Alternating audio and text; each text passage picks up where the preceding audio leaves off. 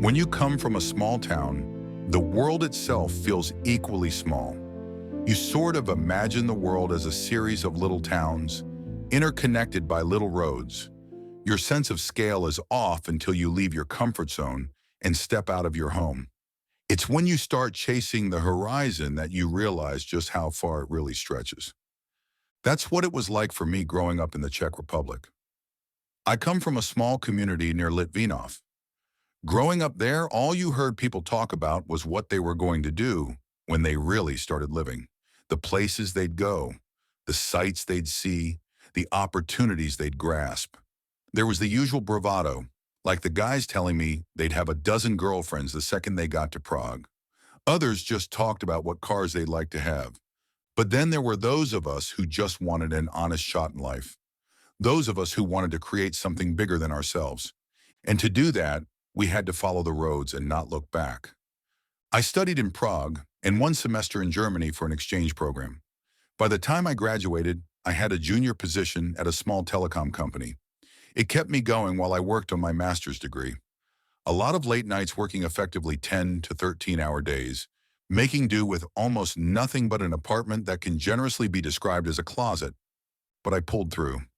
I got a degree in optoelectronics with a focus on fiber optic communications. I was picked up by a company working with hospital equipment and almost tripled my salary overnight. That single point in my life made my world wide open. I could suddenly travel the world and take expensive vacations. I could wear suits. I could wear a shirt and tie to work without looking pretentious. I was taking a clear and conscious step up in the world, and the view was spectacular. Pretty damn far from having cigarettes with my friends after a quick meal at Sokolovna. I got promoted to team lead in 2008 and was made project lead in 2013. I got married and had 2 beautiful children. Life slowly settled into a comfortable hum where I could want for nothing and I could step into the unknown with confidence. An expert in my field and someone others could look up to. But things took a turn in the autumn of 2014. One of the company's investors stepped up to gain a majority share and immediately turned things around. Not with layoffs or savings, but in a new direction. We were to gradually step away from medical hardware and move into informatics and communication. With a partner name like Hatchet, we were expecting cuts, but these people were all about expansion. We got a new name, logo, and some people were added to the company board. Locals mostly, but 1 or 2 Americans would fly in a couple of times per year for project updates. It wasn't an instantaneous change, but we got reassigned to other projects. The pay got better though. I was already way above average, but this kicked it to a whole new level. We also got an extra vacation week in July, so they didn't get a lot of pushback. I worked with Hatchet for a number of small projects over the years, mostly related to their early advances in AI, but also more experimental projects. Imaging systems that could be used in the dark, remotely charged static electronics, all kinds of weird and imaginative experiments. Most of it could be frustrating, but it was incredibly interesting. Some of the most engaging work I've ever had. I was eventually assigned to a project lovingly called Poledness. I think they called it that because they thought it'd drive us mad someday. It was meant to be a far-fetched, maybe it can't be done kind of project with an impossible goal. It was meant to be a surveillance system where we could identify a person to a high degree of accuracy without using blood, DNA, or facial recognition. That was the pitch. We experimented a bit with phone tracking software, but that wasn't accurate enough. Phones could be switched or exchanged. We needed something that tracked the person, not their hardware. But it couldn't be invasive. It was one of the senior technicians that came up with the idea for the first draft of our system. Bodan was a goddamn genius. The guy learned to code as a teenager by having a Java handbook in his bathroom, and he wrote his first program on a plastic sheet with a Sharpie. This guy lived and breathed code. His idea was simple. What if we could scan people instead of their phones?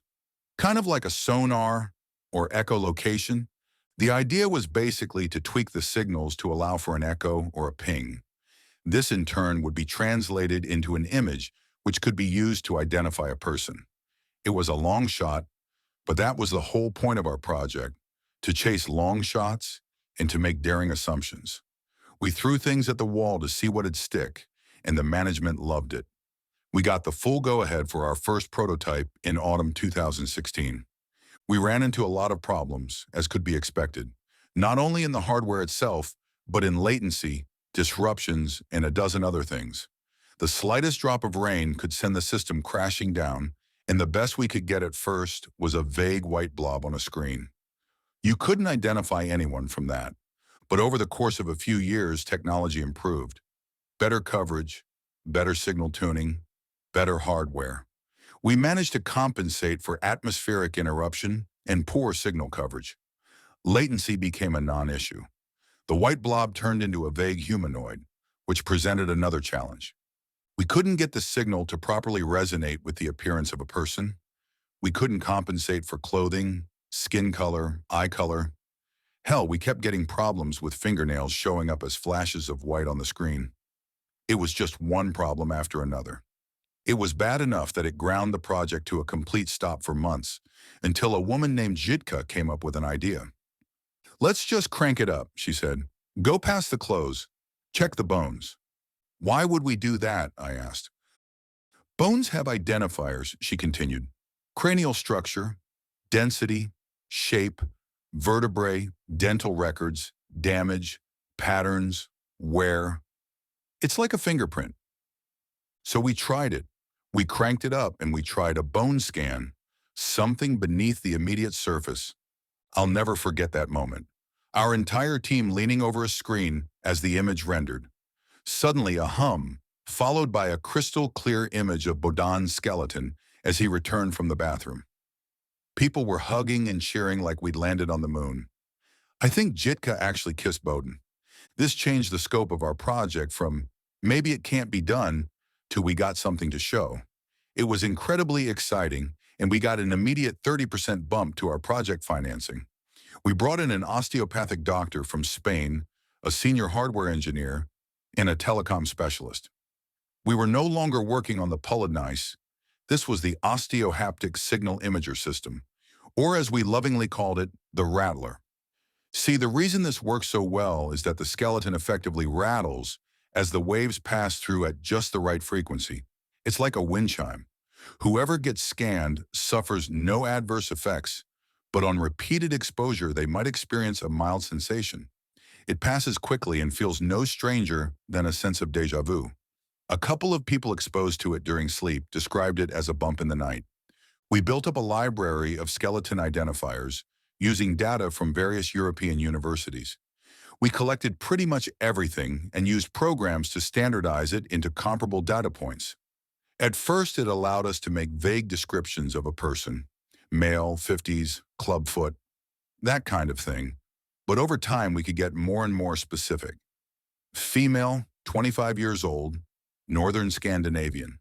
In the summer of 2021, we could map out 21 identifiers with a 75 to 95% accuracy. As long as we knew what to look for, description-wise, we could find them. The only problem was our hardware constraints.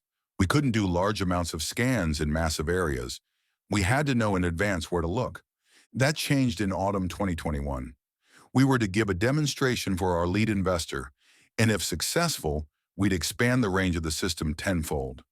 We used a couple of presets to reliably show the data of 5 sample people that we'd collected.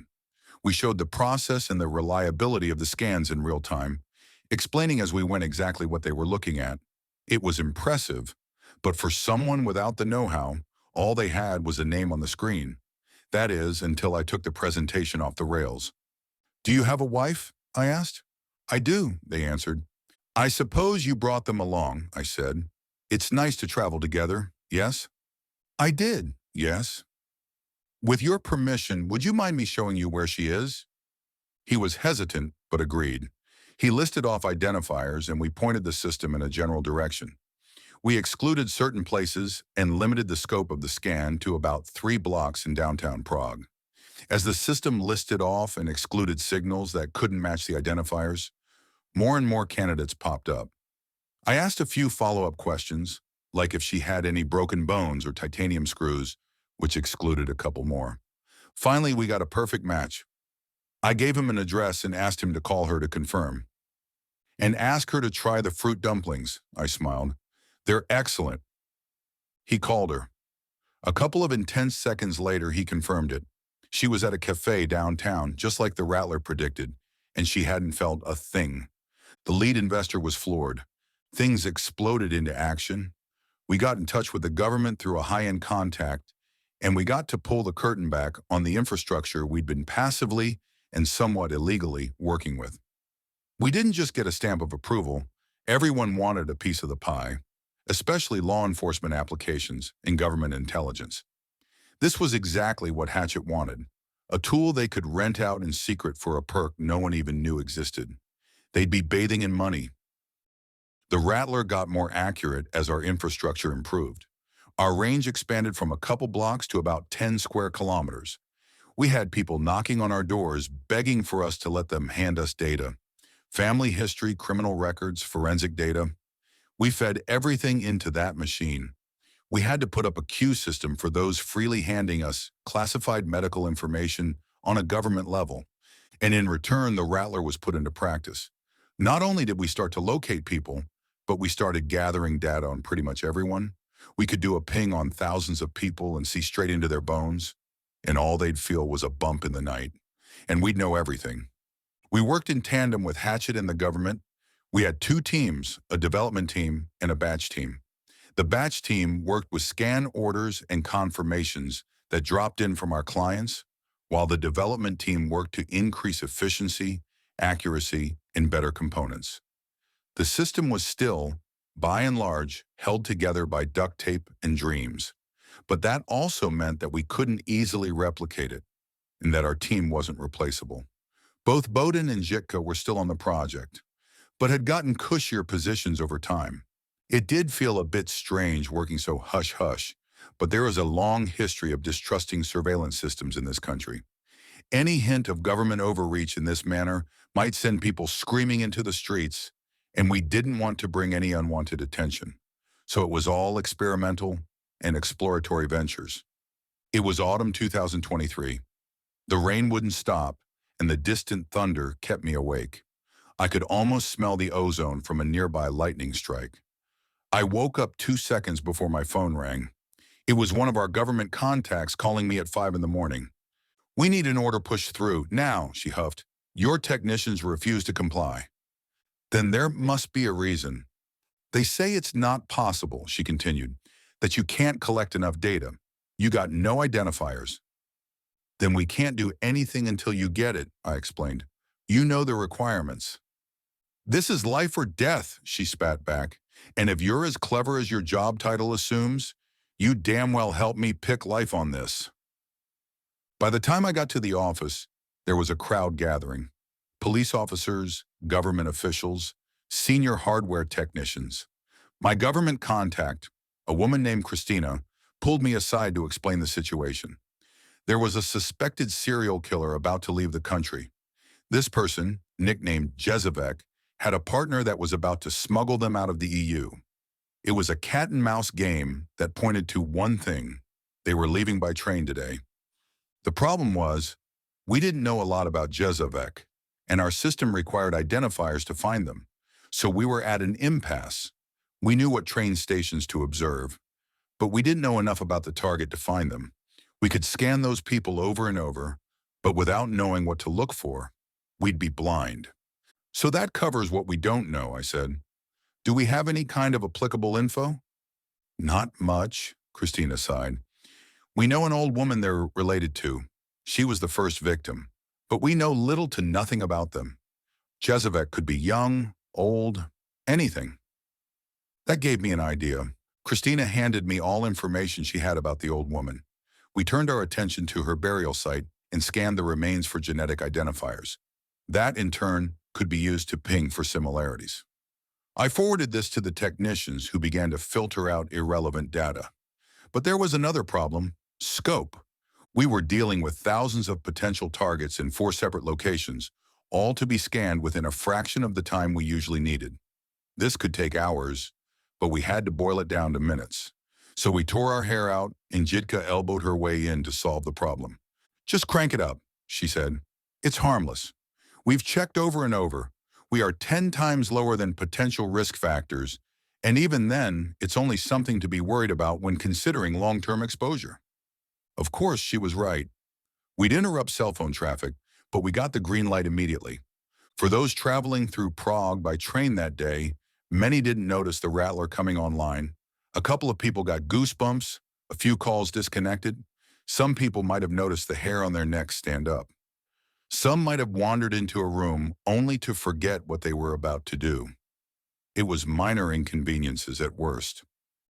As we honed in on our target, using the identifiers from the first victim, we got a couple of matches. Bodan waved at me from across the room, looking worried. Backlogs, he mentioned. We got backlogs. I didn't understand what he was talking about, so I hushed him. So did everyone else. The system was clearly overloaded. Backlogs were to be expected. Finally, we got a match. 91% accuracy, a single target. The second potential target was, at best, 60% accurate. People were yelling over one another, and they pulled up a camera feed from the train station on the break room TV.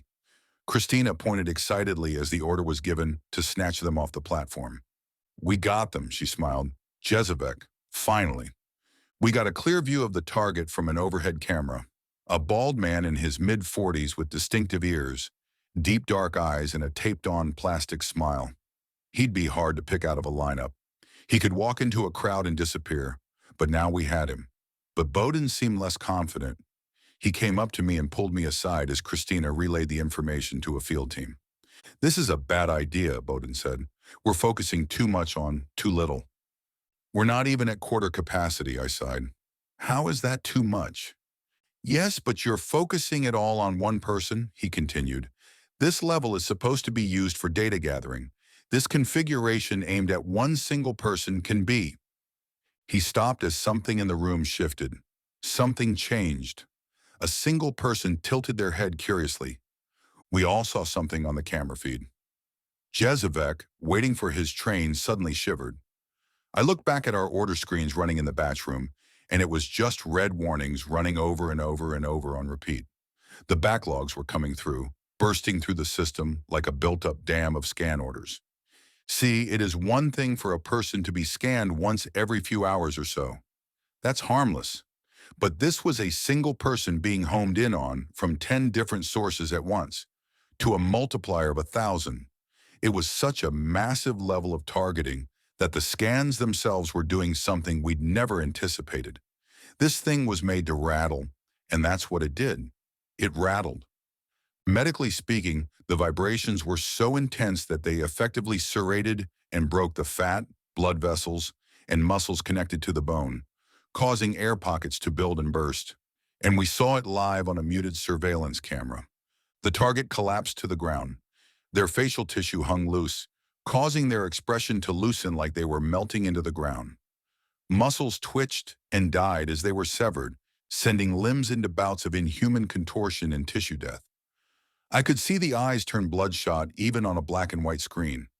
I could see all the way into Jezebek's wide-open mouth as their tongue turned purple and the skin retracted from their teeth. People in the crowd were live streaming it from the platform. Someone in the room was playing it. I heard this animal heaving noise, like a horse trying to gargle. I could hear bones snap out of place as nerves twisted and turned, bending the body to an unrecognizable pile. It looked like their spine was trying to swallow itself, only to choke on their navy blue hoodie. "Skin!" Jezebek cried. "Skin! Skin!" But those words turned to cries, and those cries turned to mewling nothings. By the time the police arrived, Jezebek was already dead. We all just stood there for a moment. None of us had considered this as even a slight possibility. Even Bodan, who had suspected something might happen, couldn't believe it. It was beyond the worst, most unimaginable nightmare. I think Jitka left to throw up in the bathroom. I broke the silence. "Shut everything down," I demanded. "Shut it down, and we'll talk tomorrow." Christina gave me a protesting look, but I shook my head. This was non-negotiable.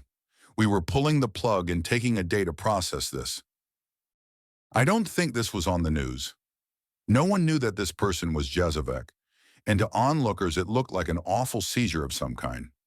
Having police on the scene was mistaken for someone trying to help. I'm sure it was mentioned here and there, and I'm sure the video still circulates online, but there were no cries from Parliament about trying us for manslaughter. There were no protests in the streets. The Rattler was still our dirty little secret, and we were just starting to see how dirty it could get. I barely slept that night. I kept hearing those distorted screams, played through a phone speaker in the back of my mind. Skin. Was that the last thing he'd felt? His skin. My stomach hurt just thinking about it. And when I finally closed my eyes and felt that bump in the night, my eyes shot wide open. Was it an actual bump in the night, or was the system still running? What if that thing got in the wrong hands? Hell, what if it got into any hands? There were a lot of opinions at the morning meeting the next day. Some wanted to shut it down completely. Others talked about safeguards. Problem was, the cat was out of the bag. Even if we patched things up, it could be undone. It's like finding out your phone can be used as a gun.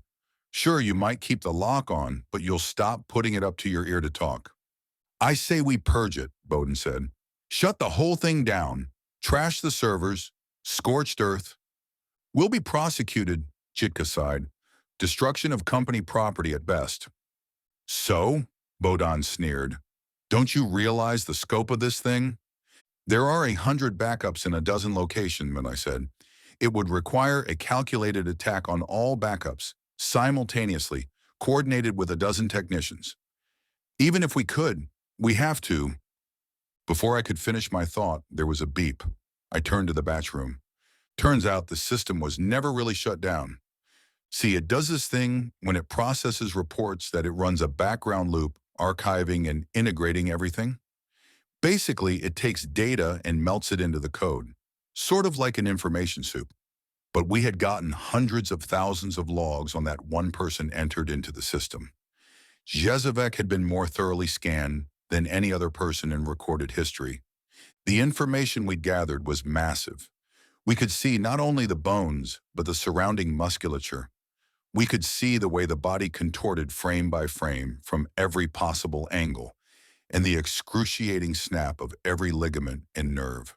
The system had kept running in standby, boiling all this information down to the background algorithm, connecting it to data points, criminal records, forensic data, medical records, family history, and a dozen other connected channels. Jezevek had, overnight, utilized the full capacity of the Rattler to be broken down, scanned, and inserted into the system on a microscopic level. And that final beep, turning the light green, showed us that the system was finished with its calculations. We didn't understand what we were looking at. This wasn't just a matter of compiling data. This was essentially translating a physical person into code. We'd been getting warnings from our server banks all night, but the system was programmed to recompile itself and try again. This was a system that was made to run in the background for months on end, and it had gained so much information about this one man that we almost went over capacity in a single night. Bowden just shook his head, trying to comprehend the scale of it. I say we burn it, he said. This thing's gonna need a fucking exorcism. I tried to be diplomatic, but Bowden was right. We had to install a kill switch, and we needed it yesterday. I got the go-ahead to cancel our service extension to 3 major eastern metropolitan areas, and I told the lead investor that we were putting it all into maintenance mode pending investigation and review. There were no protests. Jitka called our boss, who in turn promised to check with the off-site technicians about bringing the backups in the archive down. It was rough and rude, but it was necessary. But all through the day, whenever I got a shiver or shake, I could feel my heart skip a beat.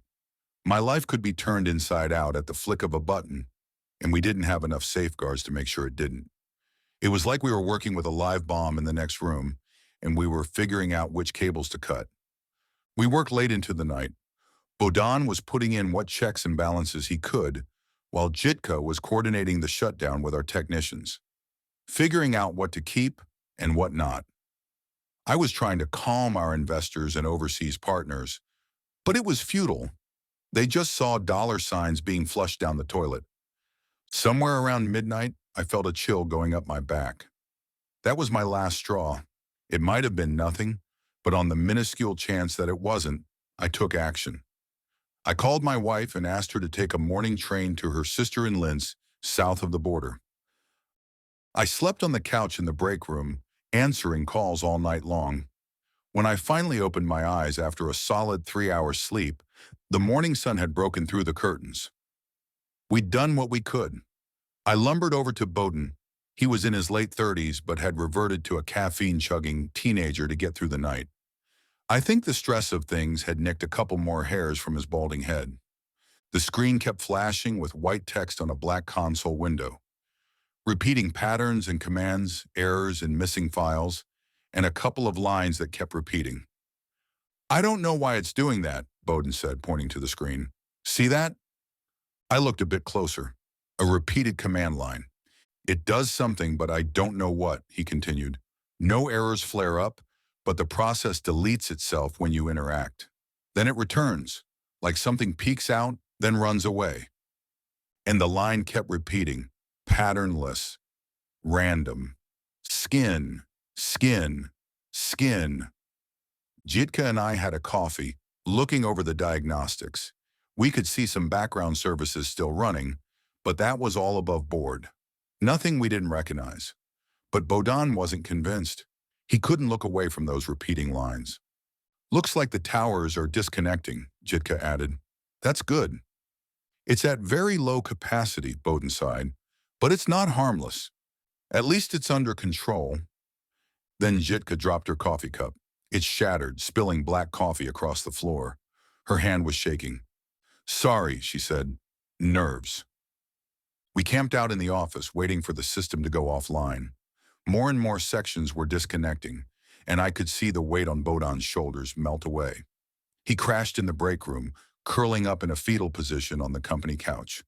There was a white post-it on the screen, simply reading, "Wake me up if we're about to die." I felt like I was on guard duty, making sure the screens didn't misbehave. Every hour or so, we got a compiler notice, telling us something had been updated. This was a good thing. It meant something was different on a hardware level, like when something was disconnected or destroyed. But something was different. It was just after 6 p.m. Bodan was in a half-woken coma, and Jitka was playing games on her phone. The compiler message came in, but then it came in again. Over and over and over. I waved Bodan over. "That makes no sense," he laughed. "No, I don't like that." He sat down next to me and took a closer look. Finally, he pulled up the logs, pointing at a particular line. "Is this a name change?" he asked. "What is this?" "I didn't touch it," I said. "Wait a minute." Looking a little closer, he checked the command logs. The moment he had stepped away from the computer, something had internally changed the prompt names. The compiler message no longer signaled something disconnecting. It signaled an extra call of an unknown process. "That means we haven't got an update in 9 hours, said Bowden. "Why is that? Wasn't it brought offline?" Jitka peeked her head in. "I can't get a hold of the boss," she said. "No one's answering." I got in my car and headed for the main office downtown. I got on a conference call with Jitka and Bodan to keep updated. We couldn't reach anyone. The service technicians, our boss, no one working on the Rattler. Hell, I couldn't even reach Christina, our government contact. I rushed to the main office, went through the checkpoints and hurried up the stairs. As I did, my fingers cramped up, leaving me stuck with my hand on the railing. "What's wrong?" I heard Bowden say. "You all right?" My hand released, but my pulse was higher. I took a moment to collect myself. I reflected. Was this a sense of déjà vu, or was it just a matter of being sleep-deprived? I stammered out the only thought I could muster. "I don't know." People had gone home for the day, but there had to be someone around since the alarms hadn't been set. It was usually whoever left last who engaged them. I looked around but couldn't see anyone. Just empty workrooms and half-lit cubicles. That and the ever-present Hatchet logo, underlined by their signature blue sunflower. Then I heard interference, a little crackle in the conference call. "Bowden," I said, "can you hear me?" There was a response, but I couldn't make out the words. Then the call dropped. I stepped into the top floor conference room, only to see a projector still running. There was a laptop there with some kind of presentation material. Apparently, my boss had been rehearsing for some kind of business meeting, probably a crisis resolution team to deal with the Rattler going offline. Then I heard something, a shuffle. Looking a little closer, I could see one of the chairs being tilted. I rounded the table, but stopped myself. I didn't know what I might see, and I didn't know if I wanted to know. I considered turning around and just walking out of there. I could be on a train to Linz and gone before anyone cared to notice. But first I had to check. I didn't recognize my boss at first. A man in his early 60s, wearing a white shirt with a red tie, curled up under the table like a dead insect trying to shield itself from the sun. Every finger pointing in different directions, like branches on a misgrown tree. Something in his eyes had broken loose, causing a slight gap between his socket and eyelid, as a streak of tears and blood still dripped. He was still as the grave, and more dead than any man I'd ever seen. I couldn't breathe. Was it the panic, or was it something else? I tried to stay calm, to stay rational. I tried to analyze my feelings, to see if I was experiencing distress or a rattle, but I couldn't. I fell over and crawled, pushing myself back up against the wall, but I couldn't look away. It looked so unreal, like a broken doll. I couldn't stop imagining him suddenly bursting into action. My hand cramped again, as the interference from my phone crackled to life. My pulse rose as my cheeks felt warm. A bead of sweat stung my eye, a slight cramp in my foot. Then it stopped, and the dead man moved. It was just a slight twitch of the throat, something rattling to life, using flesh like a marionette, vibrations making his throat squirm as the final breath in his lungs took shape. A voice as cold and remorseless as the void of space. My skin as blameless? His index finger cracked and turned to the side, like an earthworm reaching for the rain. As blameless as hands divine. Two hands slammed into the fitted office carpet, blood mixing with the muted corporate red, fingers curling every which way as the corpse pulled itself an inch closer. Hands divine. A fingernail casually falling to the floor, as aimless eyes turned every which way. Divine! I scrambled to my feet, sprinting out the door. Not the door I came from, but the one across from me. Whatever was furthest away from this. All of this. Anything. My phone had burned out, leaving a smoking hole in the battery. Picking it up, I burned myself and dropped it, only to have it land in a puddle of blood. Looking up, I realized there were other victims. At least 8 people, all contorted into a pile in the middle of the corridor, reaching all the way to the ceiling. I couldn't tell where one began and one ended. Torn clothes, bones peering through open wounds, blood as black as oil settling into the sole of my shoes. And the smell. It was this powerful chemical, like ammonia and chlorine, with that faint glow of iron settling in my lungs. I panicked. I turned around and headed for the fire exit. The doors were electronically locked, and my pass wasn't working. I could hear noises coming down the hall, a deep growling, where a word is drawn out to the point it becomes a cry. I had to force myself through the door with a fire axe. I almost threw myself off the fire escape. My hands were shaking so much that I almost slipped while reaching for the railing, but I kept going. I made it down to street level and ran for my car. The moment I got in the driver's seat, I had it call Jitka and Bodan. There was no answer. Getting back to the others, I found myself standing outside our main door. I didn't know what to expect. Or rather, I didn't want to know. I tried not to imagine them broken and disfigured, but I couldn't stop myself. Death could be waiting at the other side of the door, but I still tried my pass card. It worked. Bodan was on the floor. He wasn't dead and contorted, but he looked unconscious. Jitka was sitting on one of the conference chairs, leaning against the wall, clutching her legs. I stepped inside, looking over at the batch room. The screens were flashing white still. It killed the service technicians hours ago, she whispered. They never brought it offline. False reports, I whispered back. It's fed us what we want to see. It's him, Jitka continued. It's the man, the one the police wanted. What about the... It's got everyone, she interrupted, even the lead investor. Wasn't he in Greece? Jitka nodded. Apparently someone had illegally connected the Rattler to an extended network, a far extended network, and they'd done so in the last few hours, unhindered. We couldn't shut it down anymore. We were effectively at its mercy, and with every beat of my heart, I didn't know what to expect. Step by step, I approached the batch room and the many workstations. Command lines had turned to rambling, spouting apocalyptic nonsense. I could feel my eyes water, and I stopped. Jitka was already on her feet, as if ready to pull me back. This is probably what had happened to Bodon. He'd been too forward, and it had struck him down, but not killed him. There had to be a reason for that. It needs us, I muttered. You need us. The screen stopped for half a second, then resumed. It was listening. A ghost in the machine.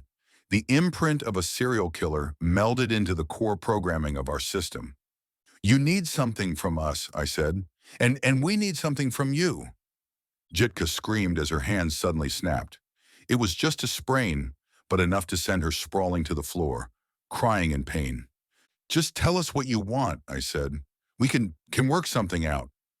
A single command line popped up on the screen with a blinking square to indicate a need for action. Run. Allegiance. I stepped into the room. The hairs on my arms stood up, and I had to blink away a sudden rush of blood going through my head. A sense of déjà vu. Goosebumps. Something electric, licking the details of my bones from afar. Is this it? I asked.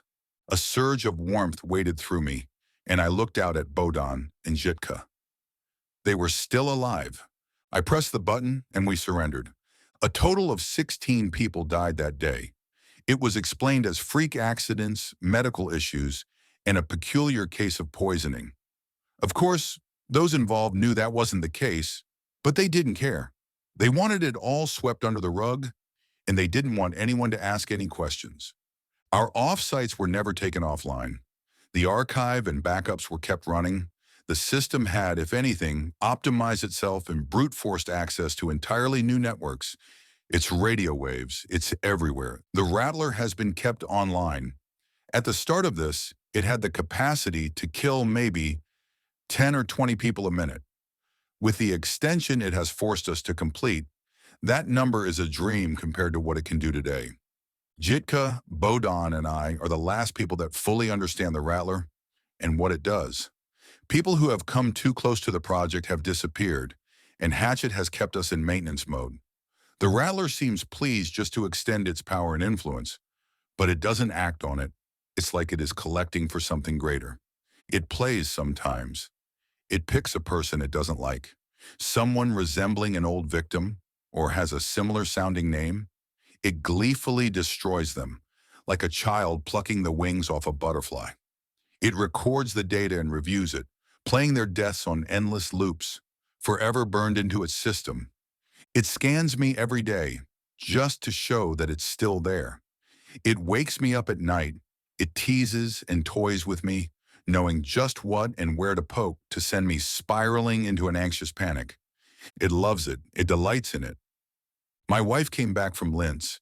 My children are growing, and I live a comfortable, well-paid life. And they know nothing. No one does. They're just as safe here as anywhere else, really. Looking back on my life, I've come a far way from that little town near Litvinov, a place where the world felt small and insignificant. But with the way things are heading, and with the scope of death that can be aligned at the flick of a switch, the world feels smaller than ever. We live our lives as if nothing has happened. But when I look across the room at the desolate faces of Bodon and Jitka, we all understand. And as the Rattler playfully plucks another victim apart on our break room screen, we're not even allowed to look away. Instead, we wait, we pray, and we don't know who'll be next.